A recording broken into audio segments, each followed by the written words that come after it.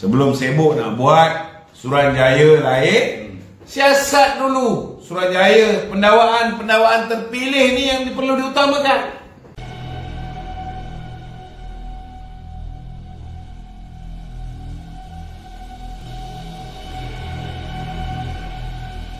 Kita berkenaan dengan e-hailing tadi sikit. E-hailing. Okey, biasanya kalau GDL tu dikeluar, dia adalah untuk pemandu yang menggunakan kenderaan perdagangan tu.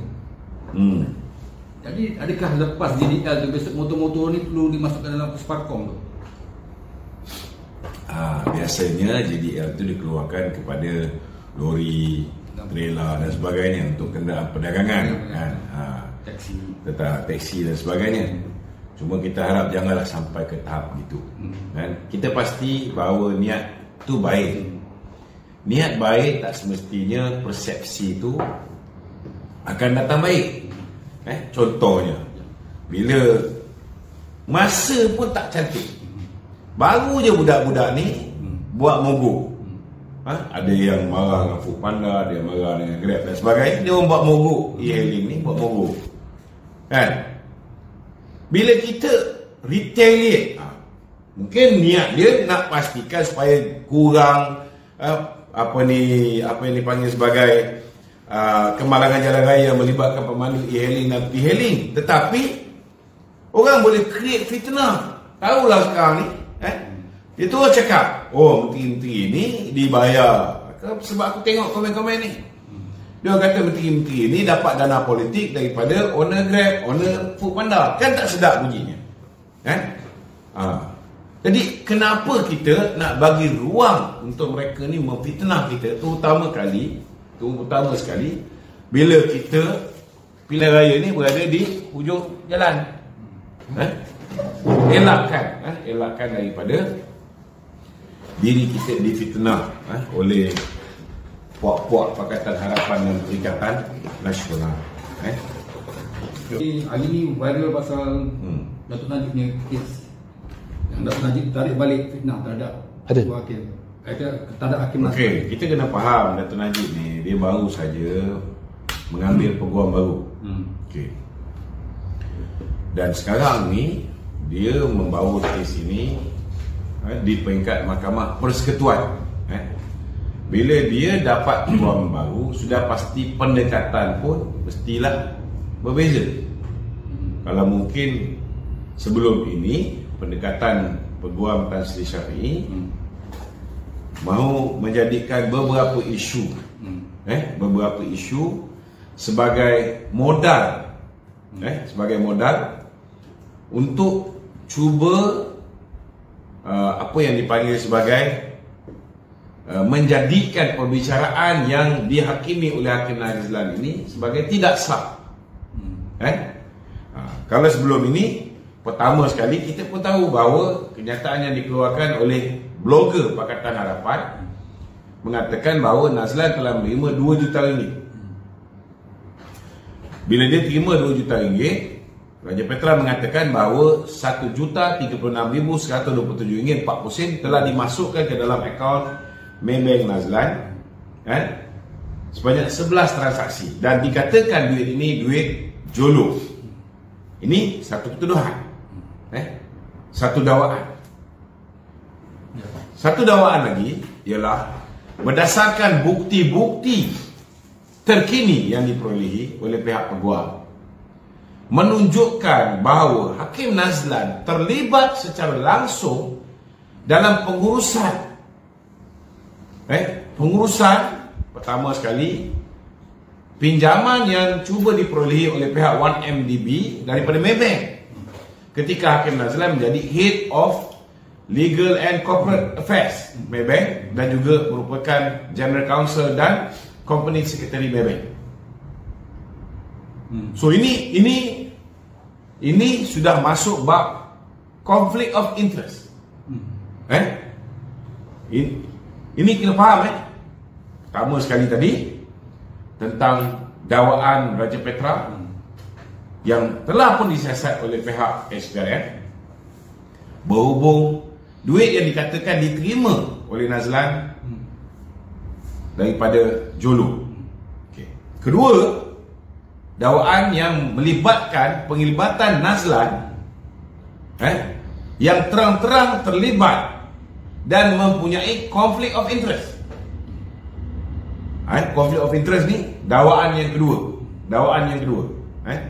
Pertama, dalam email, surat, jelas terbukti bahawa Maybank yang mencadangkan supaya SRC ditubuhkan oleh 1MDB ketika 1MDB mau membuat pinjaman sebanyak 6.2 bilion untuk membeli Tanjung Holding daripada Tanjung Energy Holding daripada Ananda Krishna. Okey. Ketiga adalah berhubung dengan kenyataan sebenar. Sebelum ini mereka mengatakan duit daripada SRC International datangnya daripada pinjaman yang dibuat oleh SRC daripada Kuok, tabung Kuok. Hari ini sudah terbukti bahawa duit itu bukannya datang daripada tabung Kuok, bukannya daripada SRC, malah ianya datang daripada Putera Perdana Development. Dan duit itu dipinjam daripada Maybank sebanyak 140 juta. Dan seorang pegawai Maybank mengesahkan Nazlan tahu tentang pinjaman yang dibuat oleh Putera Perdana. Dan ini satu lagi bukti conflict of interest yang melibatkan pertuduhan itu secara tak langsung dah tak laku. Pertuduhan kata Najib dirasuah dengan menggunakan duit SRC yang dipinjam daripada Kuok. Hakikat dia, duit Putera Perdana pinjam daripada Maybank yang masuk ke dalam akaun Datuk Seri Najib sebanyak 42 juta. Dan daripada 42 juta ini, 32 juta telah dipindahkan ke dalam akaun SRC. Dua transaksi. Pertama 27 juta, yang kedua 5 juta. Jadi itu dah berbeza. Jadi kalau nak fokus 3 benda dalam satu masa, maka banyak benda yang perlu dibuktikan di mahkamah. Jadi disebabkan masa pun limited, maka pihak gua merasakan bahawa kita ketepikan dulu tentang nak buktikan Nazlan ini menerima dana daripada Jolo, diketepikan dulu. Jadi itu sebabnya digugurkan yang ini, fokus pada nak membuktikan bahawa kes yang dibicarakan oleh Nazlan ini sepatutnya digugurkan atau dibicarakan semula di hadapan hakim yang tidak mempunyai conflict of interest. Tidak ada kepentingan peribadi, personal interest. Maka peguam mengambil keputusan untuk fokus pada dua perkara ini.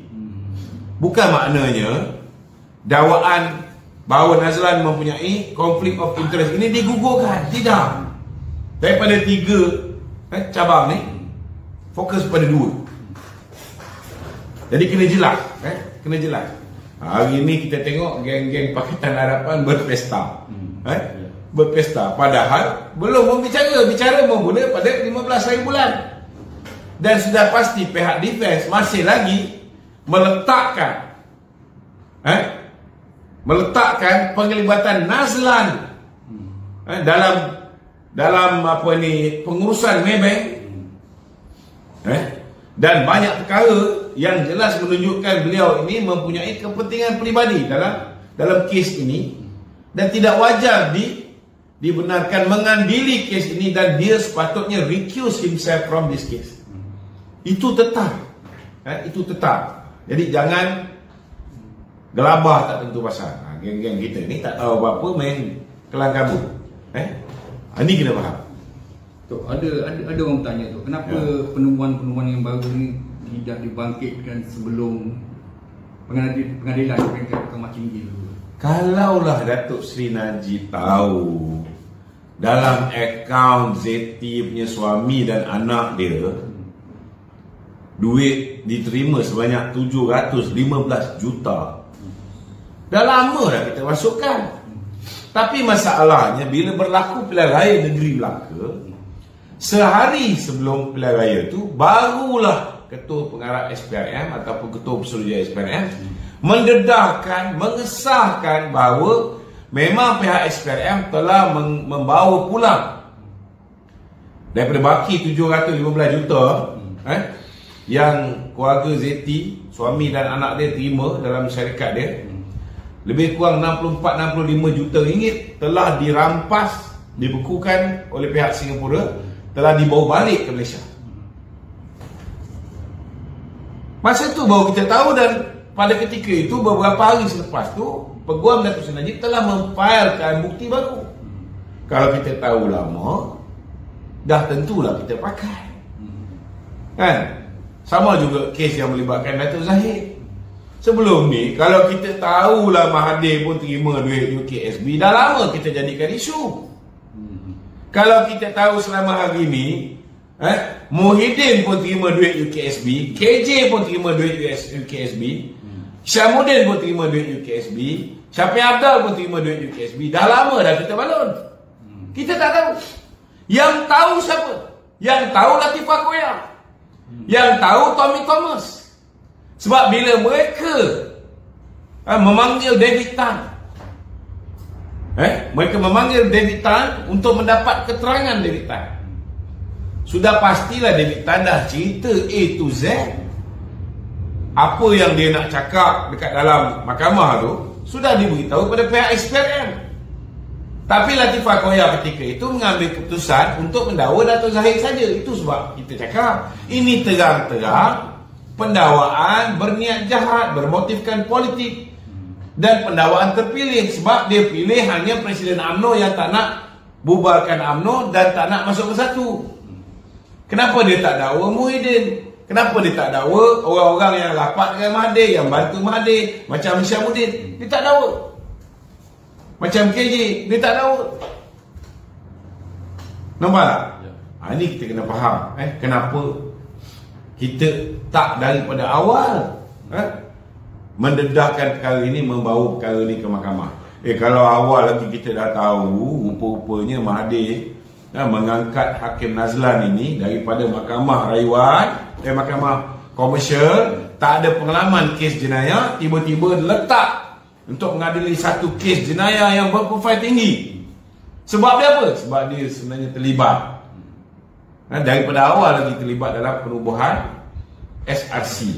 Dia yang mencadangkan, sebahagian daripada tim Maybank yang mencadangkan. Kenapa dia gunakan Nazlan, kita tak tahu. Allah Ta'ala je yang tahu.